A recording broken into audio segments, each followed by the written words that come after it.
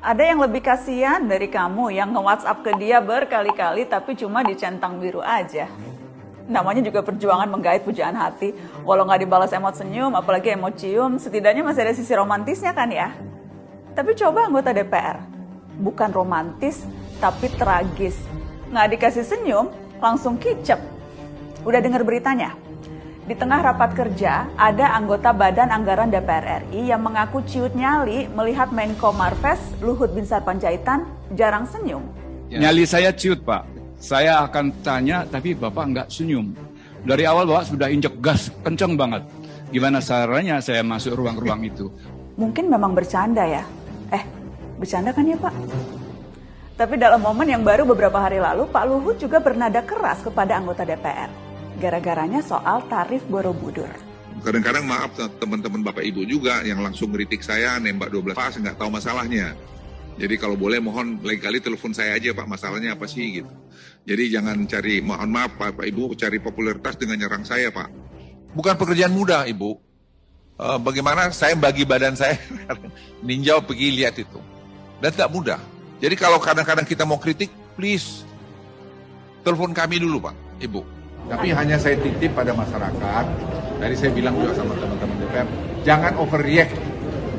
Ya, apalagi pejabat negara, apalagi anggota DPR, terus berkomentar yang sepertinya kita tidak melakukan studi, kita lakukan studi dengan baik. Jadi kita jangan jadi bangsa yang nyinyir gitu loh. Selain punya privilege yang nggak sepele, eksekutif itu sesuai namanya punya hak mengeksekusi. Gede loh wewenangnya. Membuat kebijakan bisa, memakai anggaran bisa, ngomong juga bebas-bebas aja.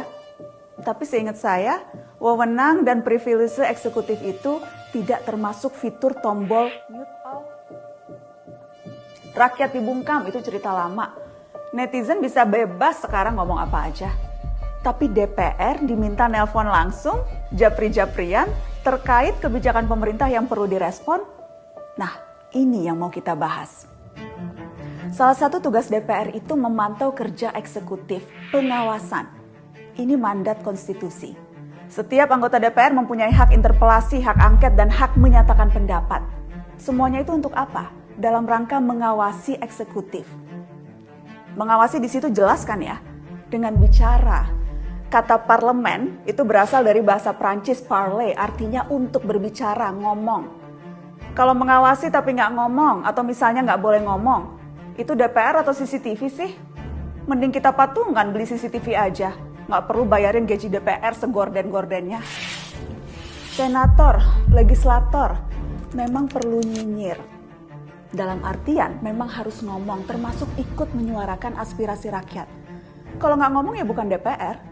Dapat popularitas atau tidak ya tergantung kualitas komunikasinya. Rakyat yang menentukan. Populer juga nggak apa-apa, namanya kan pejabat. Supaya kita lebih kenal mana pejabat yang bermutu dan yang tidak.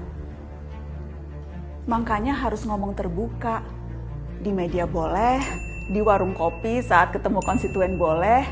Yang sudah pasti wajib kalau ngomong di kantornya sendiri, di Senayan saat bertemu pejabat eksekutif. Kalau ngomongnya diem-diem di belakang layar, nggak diketahui publik atau lewat japri, seperti request Pak Luhut itu, bukannya jadinya konsultan ya? Pak Luhut tentu boleh dong, mau tersenyum atau tidak itu urusan privasi, kebiasaan, karakter nggak apa-apa. Kalau meminta anggota parlemen untuk tidak ngomong terbuka terkait urusan publik, meminta di japri saja kalau ada sesuatu, nah itu lain lagi. Persoalan publik sebaiknya tentu diungkapkan dalam ruang publik, forum, sehingga publik juga bisa turut mengikuti proses dan pertimbangan-pertimbangan yang ada. Bukan tempatnya dibahas dalam kemesraan chit-chat berduaan atau japri-japrian.